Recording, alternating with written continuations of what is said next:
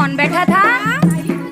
अरे चौथे डिब्बे में देवर देवरानी बैठे, चौथे डिब्बे में देवर देवरानी बैठे, देवर देवरानी बैठे, हाँ देवर देवरानी बैठे, देवर देवरानी बैठे, हाँ देवर देवरानी बैठे। भाभी सीधी भाभी टेढ़ी हो रही थी रेल में, भाभी सीधी भाभी टेढ़ी हो रही थी रेल में, सारा रा रा रा रा रा रा हो रही थी रेल में, सारा रा रा रा रा रा रा हो रही थी रेल में।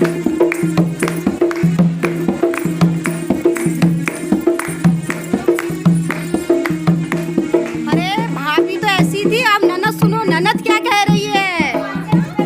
वो पांचवे डिब्बे में, पांचवे डिब्बे में ननद नंदोई बैठे, पांचवे डिब्बे में ननद नंदोई बैठे, अरे ननद नंदोई बैठे, हाँ ननद नंदोई बैठे, ननद नंदोई बैठे, हाँ ननद नंदोई बैठे।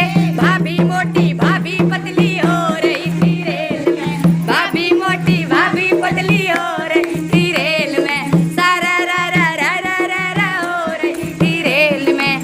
अरे वो तो छोड़ो, पहले ये तो देखो दोनों मियाँ बीवी क्या कर रहे थे। हाय रे, और वो अब वो डब्बा है छठा, छोटा डिब्बा, मुझे तो लाज आ रही बताने में। जरा चलो बता ही देते हैं। सुन लो जरा।